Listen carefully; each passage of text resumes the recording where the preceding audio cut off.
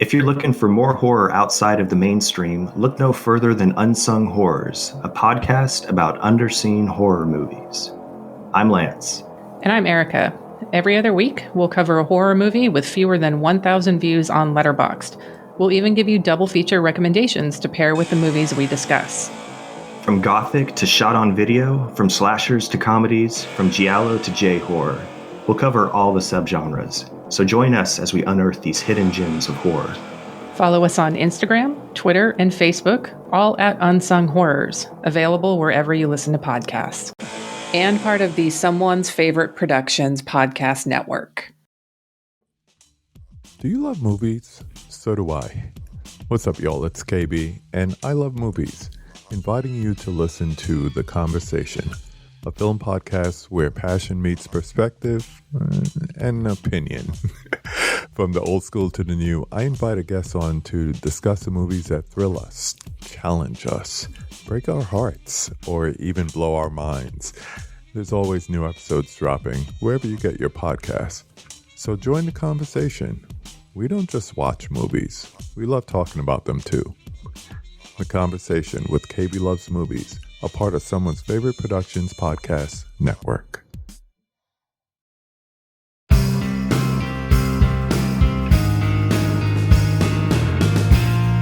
Weirding Way Media.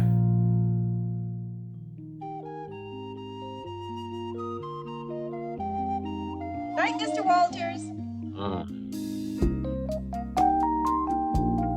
You see that guy over there? Now, he's an actor. The guy on the phone? He's a prize fighter. Me? I'm a cab driver. I'm the only cab driver in this place. Good evening and welcome to Night, Mr. Walters, a taxi podcast. I'm HP, your co-host, and with me as always is my co-host, Father Malone. Father Malone, how are you this evening? I'm good. I don't have anything funny to say. I'm really excited to talk about this episode. We're talking Taxi Season 2, Episode 18. This is What Price Bobby? This was written by Ken Eston and it's directed by James Burrows. Reminder, we're doing these shows in broadcast order and not in order of filming. We begin this episode. We've got another great B-roll of glorious Times Square. Baby. Oh my God. But thematically, this really, really works for me because we're seeing these cabs roll down the street. We cut inside. It's Bobby. Finally, No. Bobby's Oh, back. No. HP, come on, man. What? Don't jump past the fucking B-roll of this boulevard of broken dreams, Times Square. This is a theater episode, but more importantly, at one point they show a Burger King on one of the streets, right? Yeah, I saw that. It reminded me that I love when sort of usual standalone brick and mortar restaurants have to adhere to tenancy within a building. And so their signage just has to be flat on the side of the building. There's something, I just love that for some reason. Instead of like a big sign like rotating out front, it's the sign just slapped against like marble. And along that point, there's something kind of funny about when like a franchise or a chain has to conform to the rules of the city in order to have a location there. I'm speaking of in Boston. If you go downtown to Faneuil Hall, there's you'll find like Dunkin' Donuts, as you'll find a lot of places in Massachusetts, but they're very particular about the signage. So instead of seeing the usual orange and purple signage with Dunkin', it's done in a brass and steel. It's like this sort of gold and gray signage because they want it to blend in with the rest of the buildings around it. Speaking to that, it's really hard to open a franchise on Cape Cod for the very same reason. So if you go to like Truro or something like that, and you go to 7-Eleven, you'll find wooden signs for 7-Eleven. Yeah. It's fascinating. There's something unique about that, but I agree. And this is a great look at Times Square in whatever it is, 1979, 1980. It was a very different place than it is now. Now you go in the middle of Times Square, there's like a giant will call kind of a theater thing where you can get your same day tickets for Rent, whatever the umpteenth production of Rent. But here it's the seedy Times Square that we've all heard about, and it doesn't exist anymore. So it's kind of fun to see that. Thematically, as I said, it makes sense because we cut inside the cab and it's Bobby driving the cab, it's nice. It feels like forever since we've had a Bobby episode. We'll find out what Bobby does is he cruises the theater district at night because he's looking to pick up on agents or anything that'll help him further his acting career. So he Brilliant. picks up. Yeah, it is I'm actually really surprised we smart. haven't heard him say this earlier because once you hear it, you're like, oh, he must just do nothing but that. Yeah, it makes perfect sense because he's desperate to further his career in any way he can. Of course, he'd want to like fulfill his obligation as a cab driver, but hedge his bets and increase the chance that he'll be discovered. Obviously, it hasn't happened by now, but we'll see what happens in this episode. He's driving. But at the same time, HP cruising Times Square puts him in the crosshairs of Travis. You don't want to compete with Mr. Bickle like on his route. No, not at all. Not at all. A very different universe going on there. So he picks up, a woman hails Bobby's cab. He picks her up, and Bobby is almost immediately struck by this woman who's in the cab. It's apparently the character's name is Nora Chandliss. And according to Bobby, she's one of the biggest actors, managers in New York. She's played by a woman named Susan Sullivan. I assume you were familiar with Susan Sullivan, Father Malone? I do not know who Susan Sullivan is. I did not look her up, but I loved her in this episode. Who is she? Are you serious? You're not putting me on here? This isn't a bit? No. Wow. She was such a familiar face to me growing up. She was in The Incredible Hulk. She's been acting on TV and in some movies for forever. She was in Dharma and Greg. She was in a lot of different. You know what? I did look her up and I didn't find anything sort of specific that I hit on that I was like, oh, that's what she's from. So to me, she's mainly from Taxi. Yeah. She was also there was a sitcom called It's a Living with, of course, my God. I love It's a Living. With Gail Edwards. Luminous Gail Edwards. Perfect. She was in the first season of It's a Living, which was you don't hear about it now, but at the time it was I remember it being a very popular show. It had Ann Gillian. It took place in like a restaurant at the top of this building, and all the waitresses all dressed like French maids. Right. And there was a guy there who played piano. He played piano and sang bad lounge songs. He sort of reminded me of who was that guy in Three's Company who was Jack Tripper's friend? Yeah, I know. I can see his face. Richard Klein. Richard Klein. Yes, that's who he said. And the character he played on Three's Company was named Larry. He was Larry Dallas. How do we not just know Larry? I don't know. Because Larry David has supplanted him in our pop culture. This is true. But anyway, this is off topic, but the piano player in It's a Living always reminded me of Larry from Three's Company. Anyway, I remember Susan Sullivan best, not for any of these shows she did or movies, but she was the face of Tylenol in commercials throughout the 80s. I don't know if you remember these. They usually, because she had a very sort of out of body experience. Now that you mentioned that, yeah. So I don't know what made her. She had a very clinical and kind of cold and stern approach in these things. Like she would usually be walking past some kind of medical equipment, and then she would bring up a computer and say, "Well, Tylenol has the ability to cure your headache much faster than the leading brand." And here's where I cut in a commercial from Tylenol. Today, hospitals can use modern advances to help locate the source of pain. When it comes to relieving pain, the pain reliever hospitals use most is Tylenol. Look, last year, hospitals dispensed Tylenol 10 times more than the next 4 brands combined. So the next time you or someone in your family has a headache, ache, or pain, shouldn't you use Tylenol too?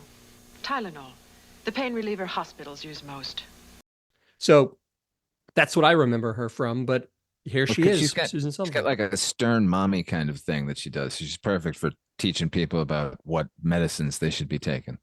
Well, I always found her, and maybe it's because this was what she was called upon to do in these commercials. And also, I mean, in a sense, in this episode, she's very cold and not very vibrant and not a very warm person.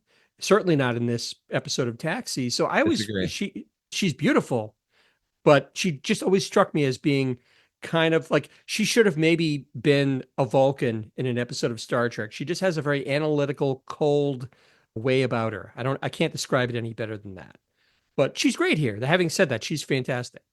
So she's in the cab. Bobby's driving her to her destination, and Bobby is going on and on about how lucky he is that he picked her up, and he's this young and up and coming actor.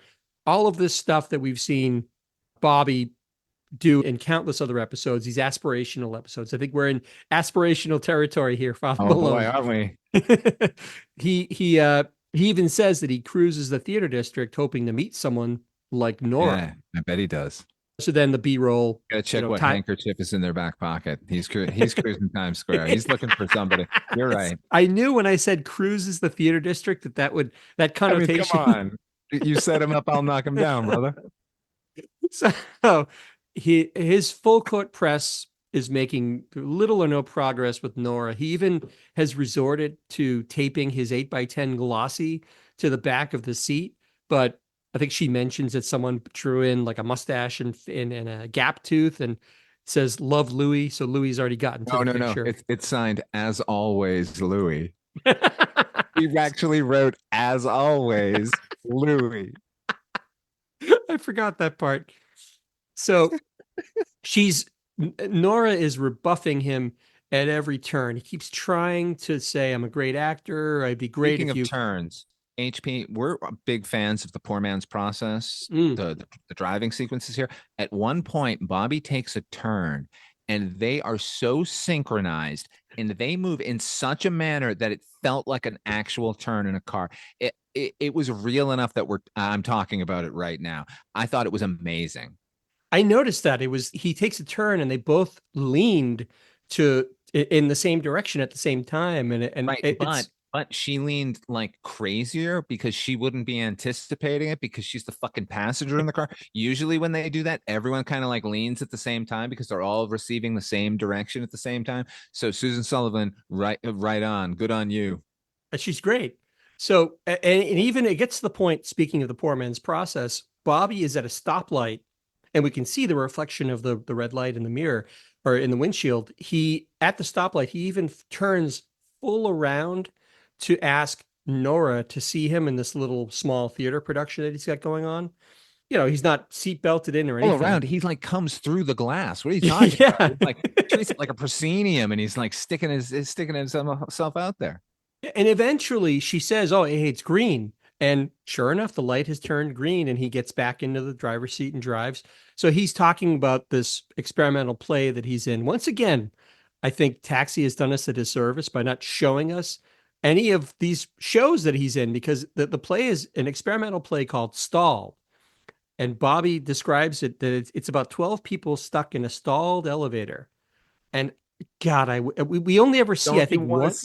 Don't you want to see the rehearsals? I totally want to see this. It sounds 12 awesome. People snuck in an elevator on stage trying to rehearse, and fucking wheelers in the background.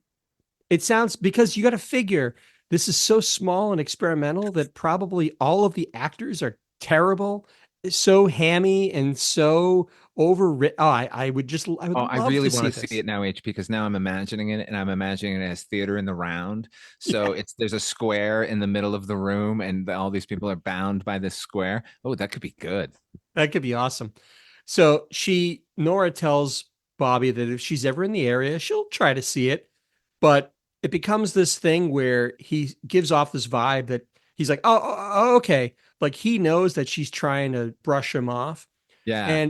But it escalates. She says like, well, no, you don't think I'm going to go see it, do you? And he's like, well, probably, I don't know. And they start to argue, and it finally gets to the point where she says, damn it, I'm going to go see that show. HP, here's what I've written in my notes about this. Yeah. Bobby is the original reverse psychologist. It's like watching Bugs Bunny at work. He somehow, like you said, using this reverse psychology, he gets her to agree to see the show that she had no intent. I mean, she's a busy woman. She's like the biggest actors manager in New York. Why the hell was she going to see this? Every fucking actor in the world is saying the same shit to her all day long while she's trying to get from one place to another. He somehow gets her to agree. And she leaves the cab, and Bobby drives off. We cut to the garage, and Elaine comes in and starts chatting with Tony about a call she got from Alex. Apparently, Alex is on a ski trip. Side note, we both know where Judd Hirsch is, don't we? Right? Is he fighting with the gypsies? No, no. He battling Eric Roberts for control of the family? So the real reason that Judd Hirsch doesn't appear in this episode was because he was shooting what would become his Oscar-nominated turn as Dr. Berger in the movie Ordinary People. So they've got to Wow, I didn't know invent. that. Yeah, so they have to invent this silly excuse for why Alex, and it becomes a bit of a B plot. It's very thin because obviously he's not going to leave the show, but they have to invent this excuse for why Judd Hirsch isn't on set. In fact, at the end of the episode, we'll see like you finally see him where he is. I'll talk about that in a minute, but this was a pickup that they filmed after the episode had been shot because he's probably in like a backlot somewhere at some different studio. So they have to. So was this the case of the script was that they just mentioned where's Alex, where's Alex, where's Alex, and then at the end they said, oh, we need to actually film and show people that Alex is still part of the show? It must have been because throughout the whole episode, all you're hearing are these secondhand conversations via Elaine, mostly that Alex is on a ski trip and he never wants to come home and all of this kind of business. Oh, and also another side note, we have a Richard Sakai sighting. Did you see Richard Sakai? He's was he reading a newspaper? He was. Oh my God. Okay, HP. Now we've mentioned it before, but I guess I don't recognize him because isn't he usually Captain Marvel or something like that? He usually has that weird shirt with the but no, not here. So I wrote, who is this creep in the corner? Blue jeans and a London fog raincoat buttoned up. Like, what is he hiding? Is it laundry day? Is he even wearing a shirt? That's what So yes, I did notice him, but I didn't realize it was Richard Sakai. That's him. We hear this from Elaine that Alex has expressed to her that he's never going to come back from his ski trip. And this is throwing the rest of the cabbies into a bit of a worry. There's some light jokes made about it, but it doesn't really go anywhere. And it's just this method of injecting Alex into an episode in which he really has no presence at all. At this point, Bobby runs into the garage. He's so excited because Nora actually came to this awful sounding experimental play, just like she said she would. He's really riding high on the possibility that she might take him on as a client. Then a call comes through on the garage payphone for Bobby, and it's Nora Chandliss's secretary. She wants to see Bobby in her office right away. Hey, things are looking up for Bobby. What can go wrong, Father Malone, huh? Do you hear that? You hear that, HP? It's the sound of aspiration. It's the sound of the merry-go-round getting so close to that brass ring, Bobby can almost taste it. Is it going to work out? You want to spit it out, because it tastes too bitter. We fade out to a huge skyscraper right next to Radio City Music Hall. I had a beautiful shot, actually. I thought, wow, I'd love to look out my window and see Radio City Music Hall every day. It was great, but what I was going to ask you was, do you have any idea what that building was? Because it's so close to Radio City. I figure it must be some famous building that she has her office in. I assumed it was some evil corporation owns that building. Probably. That's what I assume about most buildings. Probably, but I thought it was a nice. Not bound by New York. I just mean buildings in general. Sure. We cut inside to a bit of a gaudy office. It has some French. The furniture is like this French-looking frilly furniture with curved legs. It's not really my taste, but maybe that was the style back then. I don't know. Well, I think it shows that she's an artistic woman and she's a single lady and she's in charge. She can bring home the bacon and fry it up in the pan. She's a woman, WOMAN. That's what I think her decor looks like. I already played the tastefully feminine. Tastefully okay. feminine. That's fair. That's fair. Bobby is inside pacing nervously. I don't know why he would be in the office unattended pacing, but anyway, you figure she would have like a lobby that he would be forced to sit in until he's gained entrance to the inner sanctum. The secretary put him right through. She's like, just wait in there for him. Yeah, the secretary knows what's going on. Sure. Nora comes in and she agrees with Bobby that although the play stinks, he was really good in it. She likes what she sees and she really wants to work with Bobby. And at this point, he's jumping up and down like a cartoon, like Bugs Bunny or something. Like he's going crazy. He gives her a big hug, and immediately Nora starts assigning Bobby things to do. Like he's got to see her photographer, he's got to go to her hairstylist or her All the wardrobe standard assistant. stuff you hear in Hollywood in the casting situation, like, yeah, we got to fix your hair, kid. We got to change your Yeah. name, get your teeth fixed. Yeah, I don't know about that nose. Well, we'll look at them. She goes through this whole list, and Bobby makes a vow to Nora that he's hammering this idea. He says, I'm really good. And she says, oh, great. Then we'll start tonight. Here are the keys to my apartment. And she hands him the keys, and she plants this big old smooch on a speechless Bobby as we fade to commercial. Oh my God, I'm clutching my pearls. But yeah, I was going to say, I'm clutching my pearls. For the listeners at home, I'm not sure what Bobby really expected. I mean, he's encountered nothing but failure throughout his whole 10-year career, however long it's been. And how did he think that this was going to be any different? He truly is Charlie Brown kicking at that football. He fancies himself a coxman, so like Bobby Wheeler should be like, cool. It's an unsavory situation, no matter how you slice it. But you would figure, I mean, he's not a man with a lot of scruples. That's the thing. Yeah. Like, this isn't Latka. You know what I mean? This isn't even Tony. This is Bobby. Bobby fucks over all of his friends all of the time, just thoughtlessly. Like, not, it's worse than if he's being mean. It's just thoughtlessness, So I agree with you, but I think the fact that it's hitting so close to his true passion, he really wants to. It is his profession. The thing he ignores everybody for is this job. So yeah, okay. This is the top of everything on his mind. He wants to do it, but he wants to do it the right way. And yes, under different circumstances, he might be up for a good time, but this is, this isn't how he imagined it, maybe. And you can't help feel a little bad for him, especially given that now we have decades and decades of stories that have come out of Hollywood of this kind of thing happening pretty routinely.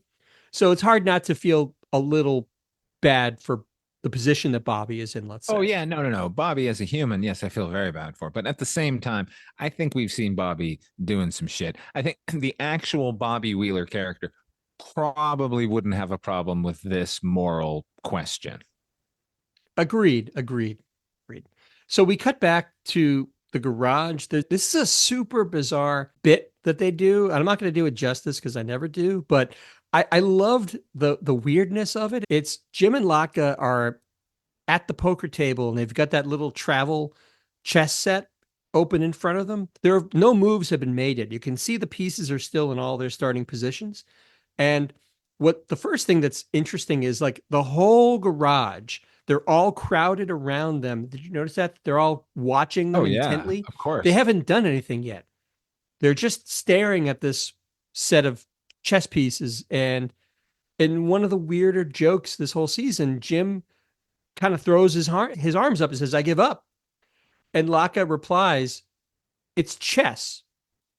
And Jim kind of goes, oh, I knew it or something. And he gets up. The two of them shake hands and they just walk away. They've established that it's chess, or Jim has figured out that it's chess. They don't move. They don't play the game. They just shake hands and walk away. It's beautifully bizarre. On the one hand, it is a beautiful New Yorker one-panel cartoon. On the other hand, it raises the possibility that at least once a week, a stool is set up and then two stools facing it. And then somebody puts down something and Jim and Latka stare at it and try and figure out the name of the thing. And Latka doesn't speak the language, but Jim is so brain fucked that he can't. I wish this was a runner. I wish they kept doing this. The way that they get up and solemnly shake hands, like they've just won this chess match or they've just played this long, arduous game of chess. I loved it. I just thought it was beautiful. Like I said, it was wonderfully bizarre. Then Elaine comes in.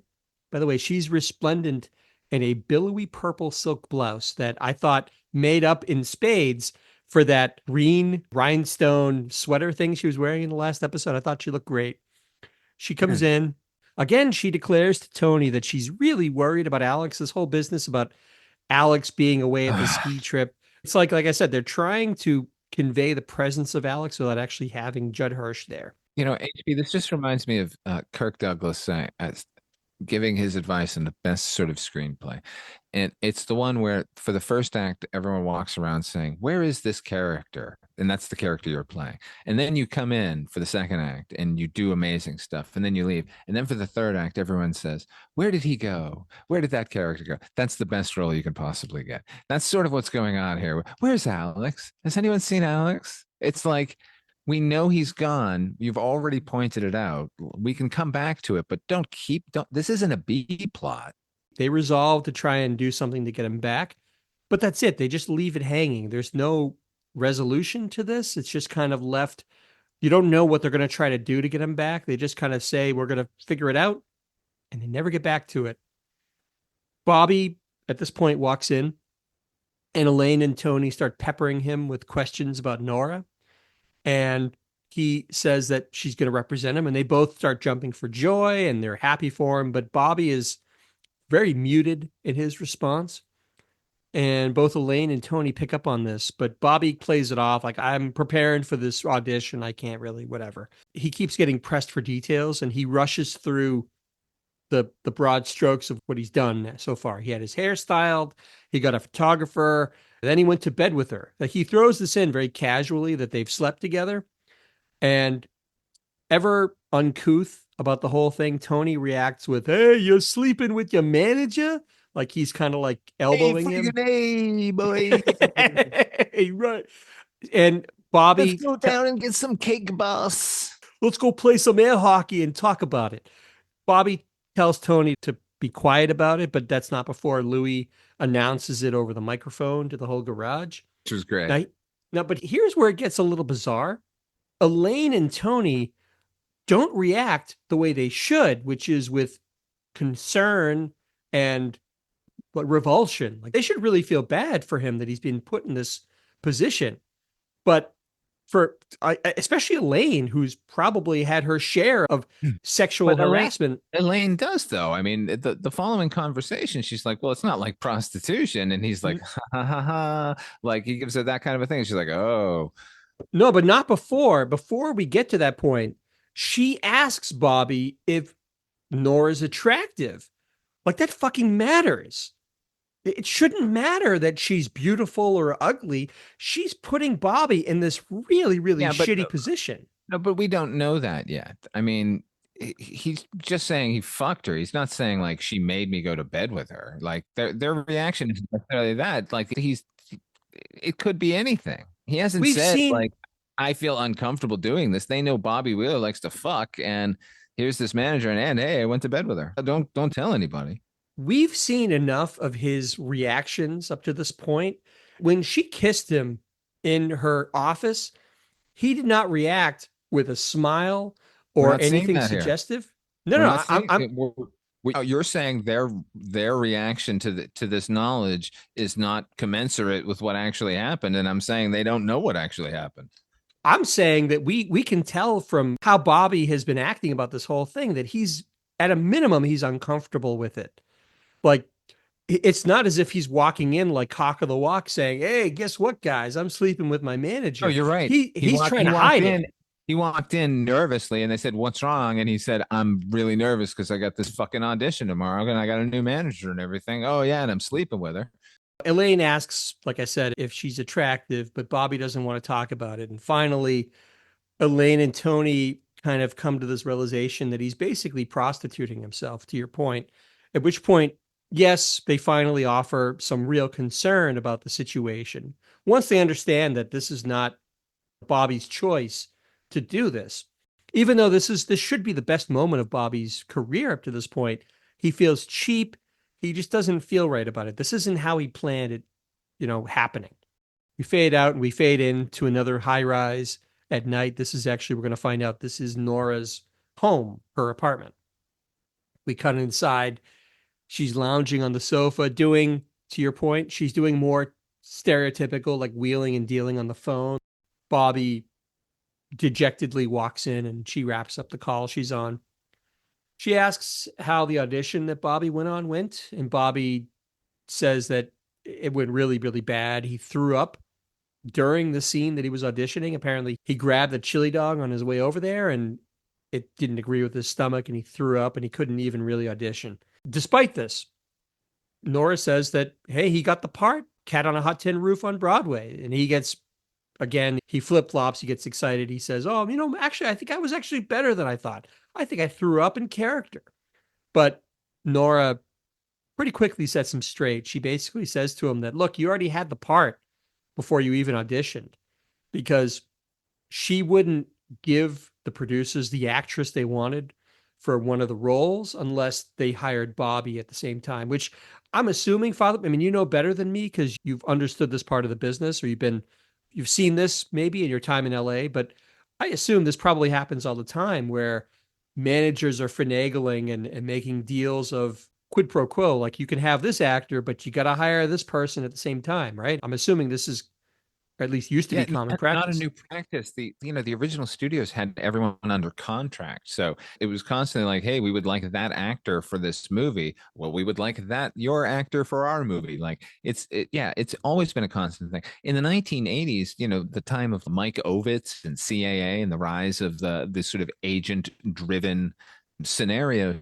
they would put together packages basically. So they would not just shop a script, they'd shop the script, the director, and all of the actors because they've represented all of them. So yeah, I mean, that's it on a grand scale. But something like this, like, well, you want this actress? Well, I have a young up and comer that I'm really looking to break out, and that's a smaller part in your thing. Let him in. It doesn't have to have any of the sort of nefarious thing that's going on in this episode. It's just would happen. I'm certain of it. We don't have to like the fact that this is happening, but this strikes me as something that was probably very typical. Maybe it still happens to a certain degree. I don't know. And Nora actually points out to Bobby correctly in this case that all he wanted in that cab ride was a great manager. And this is what a great manager does. They wheel and deal and get their clients' parts through hook or crook, basically. And that's what she did. Bobby is still stung by this. Again, I think this all comes down to the idea that this doesn't conform to Bobby's fantasy of how he saw his big break coming to be, right? Having to sleep with Nora. And she says to him, look, I still think you're a very good actor, Bobby, but I'm also very attracted to you physically. And she doesn't care if one affects the other. It doesn't matter to her. Again, I think she's playing it very cold but maybe it's more realistic than I care to admit. Yeah, and I'd like to speak to one thing you said, because I do think that Susan Sullivan does sort of project the kind of an iciness to her, but I think that's more from the advertising work than this particular role. Because yes, what you're saying is icy. I think it's just the sort of assertiveness of the character as written.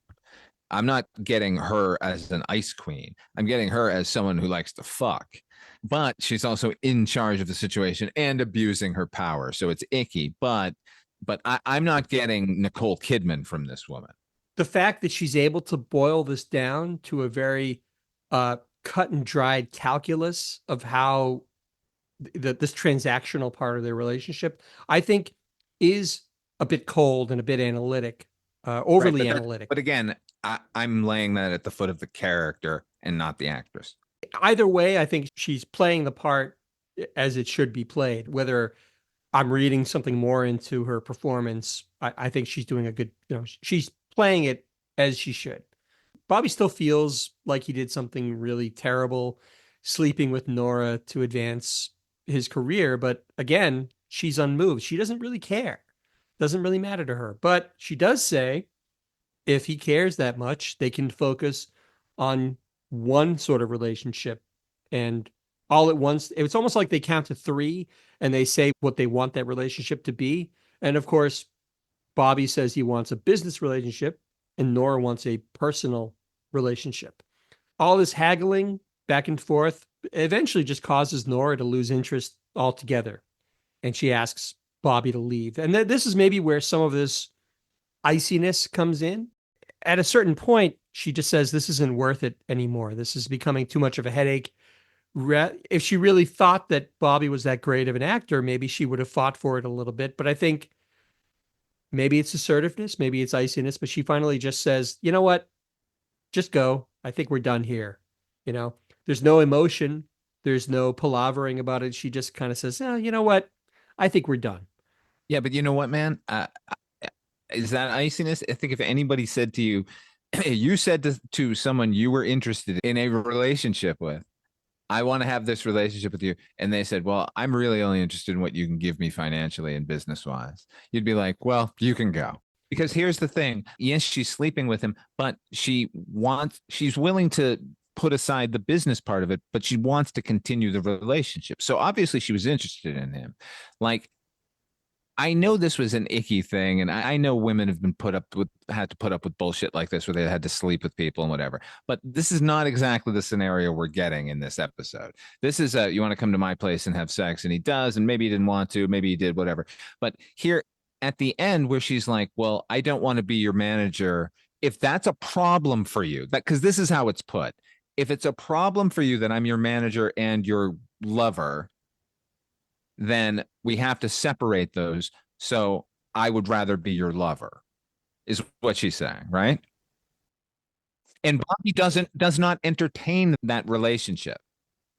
Right, but don't you think when in the scene where she's laying out, okay, I want you to go to the hairstylist and I want you to go here, and by the way, we're gonna get at it tonight.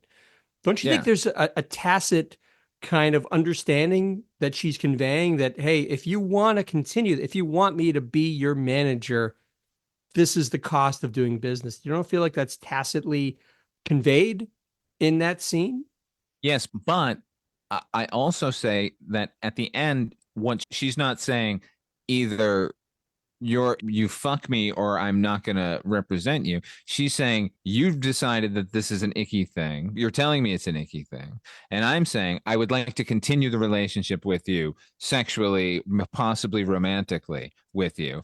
And we don't have to do the manager thing. And he's saying, I don't want that. I just want you to be my manager. And she's saying, okay, well then you've made the choice.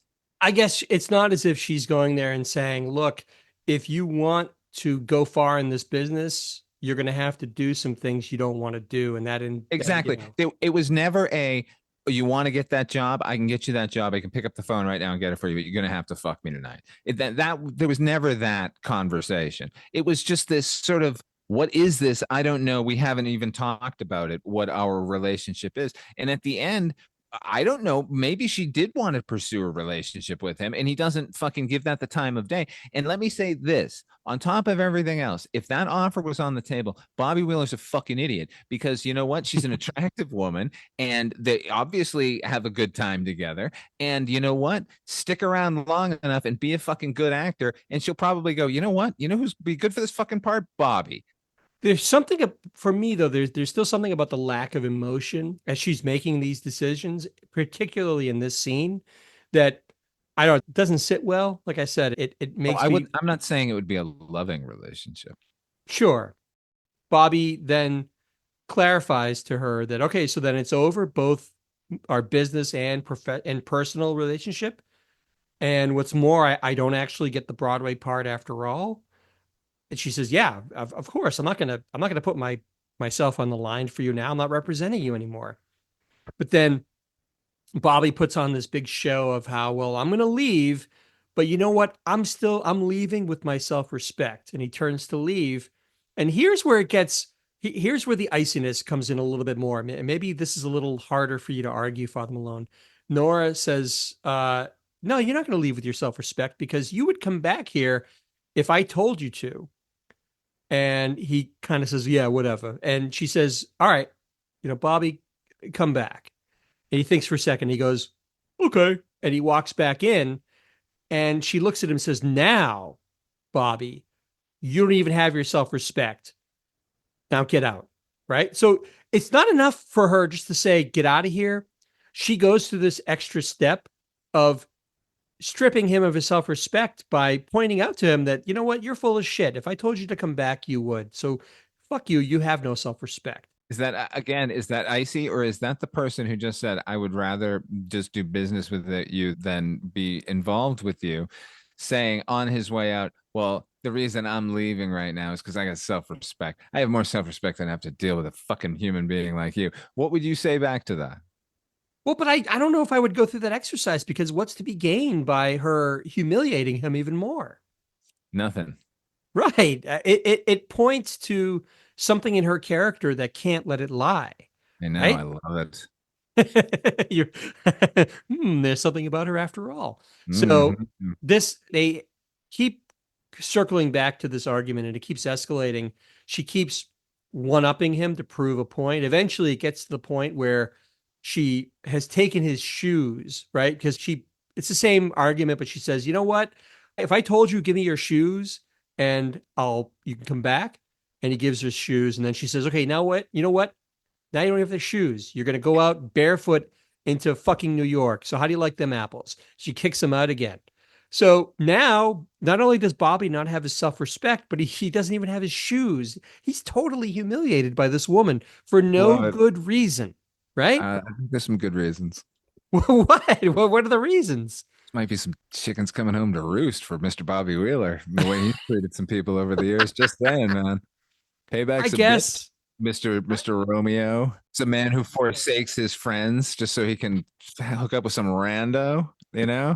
The man who mounts his best friend's fish on a giant, comically large plaque that he must put on his wall. There's something. Yeah, the same friend who let those fish die so he could continue to hook up with that rando. Like, come on. Look, I would like to clarify something if I may, HP. The behavior of a powerful person using that power on a less powerful or not powerful at all person is horrific, and I don't condone it in any way. I'm talking about this particular episode of this show with these characters and their dynamics, because everything else is bullying, and bullies need to be punched in the fucking face. Okay, thank you. Sure. Bobby has no choice at this point. His final say in this argument is, well, if I don't have my shoes, then I'm gonna bust this lamp. He picks up a lamp and threatens to break it, which somehow alarms Nora to the point where she gives him back his shoes, and Bobby takes that as his final victory over this whole ridiculous argument. So he takes his shoes, victorious in his own mind. He leaves the apartment, fade to black. Now here's where we get the wrap up of the Alex B plot. We fade in on a B-roll of a ski slope. It looks like something out of a Viewmaster reel or some kind of Disney documentary from the 50s. Did you see how vibrant these colors are of these people on this ski hill? I don't know. I thought it was interesting. We cut inside what I presume is a ski chalet of some sort. The Disney world of color. Right. Very vibrant. Alex has World of Disney. Remember they show those nature documentaries? Yeah, this could be in Wild World of Disney. Yeah, that's what I'm saying. It had a weird, I don't know, Technicolory, like too good for stock footage. It looked like stock footage, but kicked up a few notches. We're in this ski chalet. Alex is on the phone talking to Bobby about what happened. Alex says, "Hey, he'll be back tomorrow after all because he ran out of money, I guess." And he hustles off the phone just as a beautiful blonde enters the room. I guess we can only presume that the Reiger charm has struck again. He's, He actually, you know what? If you want a job as a cabbie in New York City, you'll spend some time in my chalet. It was another power dynamic we were not privy to. We cut to the garage where Bobby is hanging up the payphone with Reiger. Louis kind of looking on. They're both hashing over the details of Bobby's breakup. But it's kind of funny because they're both walking to Louis' cage. And it's almost like they're kind of comically kicking rocks on the way over as they're talking about the rotten luck and, unlucky in love kind of thing. And they get to the cage and Louis says something to the effect of, well, there's only one thing left to say, isn't there? And Bobby says, what? And he says, Wheeler, cab 543. And he gives him his assignment for the day. That's it. he gives him his assignment. We fade out, and that's the And end of the Bobby episode. Wheeler starts cruising the meatpacking district. He puts his bandana back in his back pocket, and he says, That's right. I'm back, baby. So that is What Price, Bobby? Now we're going to talk about some yellow lights. What does a yellow light mean? Reminder, we're dealing on a scale of 1 to 5 yellow lights. 1 is the worst Taxi episode. 5 is the quintessential perfect Taxi episode. As is our custom, Father Malone, we throw it to you. What do you give What Price, Bobby? I give it 3 yellow lights. 3? Yeah, I thoroughly enjoyed this episode. Moral quandaries included. I love a Bobby episode. And this is an aspirational episode, and I enjoyed it. So that alone would give it a yellow light. So I think 3. This is an above average one for me. This is certainly better than that last one. See, I give this episode 2 yellow lights. For me, from my opinion, is that this really isn't that great of an episode. Honestly, it makes me kind of sad for Jeff Conaway, because what I've read in interviews about his time on Taxi and his frustration that they couldn't really give him any good stories to work with, it feels like Bobby deserves a better written episodes than this one. I just felt sort of sorry for him in this, because it's not that interesting of a story. It doesn't really go anywhere. No, you're right. You said it during the episode, which is, instead of the B plot being, where's Alex? It could have been Bobby at the theater in that fucking ridiculous play. It could have been like 10 times as funny from that shit. The problem is they're locked into, well, we got to include all of it. We got to include everyone from Taxi, But they do. There's another subsequent episode, a very similar one, where he's dealing with a critic, that we actually do see the play that he's acting in. He's acting, I think I've talked about this before, he's acting in a one-man play about Charles Darwin. And it's exactly as bad as you would expect it to be. But only now we actually get to see him performing in it, and how there's a malaise about him. He's so, he doesn't like it. He's just really bummed about this whole critic thing. I'm not going to get into that too much here, but they do have the ability to escape the gravity and the confines of the garage when they want to. I just don't know why they wouldn't do it, because that stalled a play about 12 people stuck in an elevator. That's how could you not be intrigued by that premise and how wonderfully bad it would be? How could we not get a standalone episode that is just the play stalled for 30 minutes? I love Jeff Conaway. I'm always happy to see a Bobby centered episode. I just can't help feeling that, as I said, he deserves a better written one than this. So for me, it's just slightly below average. I think that feels right to me. So I give it 2 yellow lights. Father Malone gives it 3. That'll do it for this episode of Night, Mr. Walters. Father Malone, where can the folks find you when you're not clocked into the garage? I have a show called Midnight Viewing. It's a twice a week show. We do a bunch of stuff on there. We cover the series Tales from the Dark Side. We cover horror anthology movies, and we cover a bunch of current events. Go over and check it out. Midnight Viewing. And you have a Patreon, do you not? Oh, patreon.com/Father Malone, where we're going to have special Patreon episodes, including one with me and HP here, which is going to be fucking fantastic. I'm very, very excited for it. That's going to be great. And I also want to give a shout out to the weekly roundup that you do with Ripley Jean, your awesome co-host. Those drop on Sunday. They're a great way to start your week if you want to get a good sense for movies that maybe to look out for that week, stuff on streaming. I've gotten a ton of good recommendations on movies to see just from listening to those episodes. I think they're funny, they're informative. It's a wonderful capsule view of what to look forward to that week. I think they're wonderful.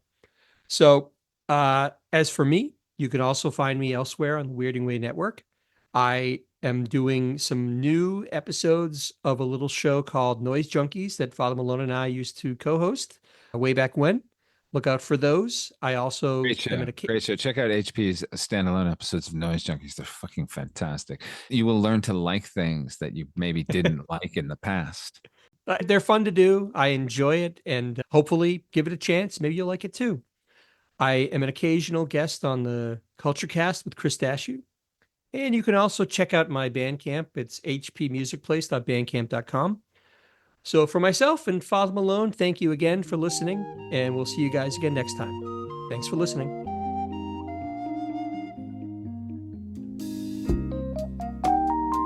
Night, Mr. Walters.